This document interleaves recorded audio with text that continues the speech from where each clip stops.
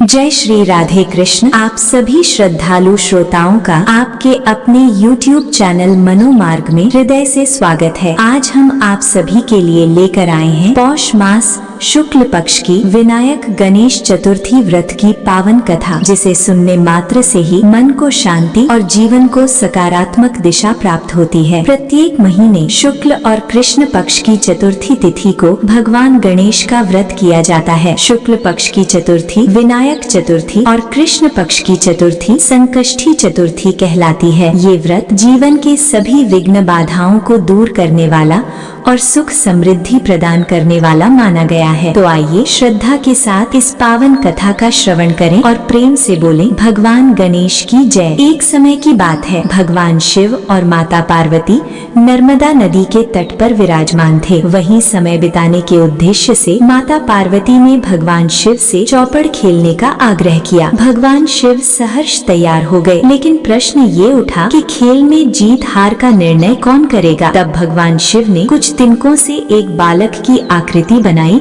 और उसमें प्राण प्रतिष्ठा कर दी। उस बालक से कहा गया कि वो खेल के परिणाम का निर्णय करेगा। इसके बाद खेल आरंभ हुआ और तीनों बार माता पार्वती ही विजयी रहीं। लेकिन जब बालक से परिणाम पूछा गया तो उसने भगवान शिव को विजेता बता दिया, जिससे माता पार्वती अत्यंत क्रोधित हो गयीं। क्रोध में आकर माता पार्वती ने बालक को लंगड़ा होने और कीचड़ में पड़े रहने का श्राप दे दिया। बालक ने विनम्रता से माता से क्षमा मांगी और अपनी अज्ञानता स्वीकार की। तब माता पार्वती का हृदय पिघला और उन्होंने कहा कि भविष्य में नाग कन्याएं यहाँ आएंगी, उनसे गणेश व्रत की विधि जानकर श्रद्धा से व्रत करना, इससे तुम मुझे पुनः प्राप्त कर सकोगे। इतना कहकर माता पार्वती भगवान शिव के साथ कैलाश लौट गयीं। 1 वर्ष पश्चात नाग कन्याएं वहाँ आईं और बालक ने उनसे व्रत की विधि सीखकर लगातार 21 दिन तक श्रद्धा पूर्वक गणेश व्रत किया। बालक की भक्ति से प्रसन्न होकर भगवान गणेश प्रकट हुए और वरदान मांगने को कहा। बालक ने विनम्र भाव से प्रार्थना की कि उसे इतनी शक्ति दी जाए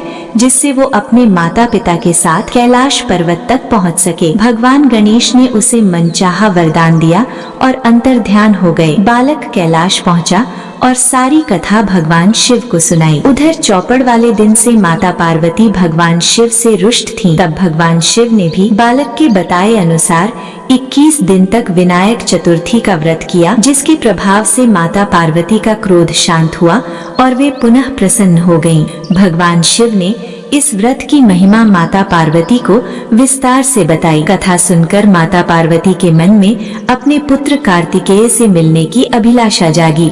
तब माता ने भी पूरे नियम और श्रद्धा के साथ 21 दिन तक गणेश व्रत किया और दूर्वा, पुष्प तथा लड्डुओं से भगवान गणेश की पूजा की। व्रत के अंतिम दिन स्वयं कार्तिकेय माता से मिलने प्रकट हुए। तभी से ये व्रत समस्त मनोकामनाएं पूर्ण करने वाला माना जाने लगा। कहा जाता है कि इस व्रत के प्रभाव से भक्तों के जीवन से दुख, कष्ट और बाधाएं दूर हो जाती हैं और सुख शांति का वास होता है। पौष मास शुक्ल पक्ष की विनायक चतुर्थी तिथि 23 दिसंबर 2025 मंगलवार को दोपहर 12:14 से प्रारंभ होकर 24 दिसंबर बुधवार दोपहर 1:12 तक रहेगी। चंद्रोदय व्यापिनी तिथि के अनुसार व्रत 23 दिसंबर को रखा जाएगा। मंगलवार को पड़ने के कारण इसे अंगारकी विनायक चतुर्थी भी कहा गया है, जिसका विशेष महत्व है। इस दिन ब्रह्म मुहूर्त, अभिजीत मुहूर्त और सायंकालीन पूजा के शुभ समय का विशेष ध्यान रखना चाहिए। राहु काल में कोई शुभ कार्य नहीं करना चाहिए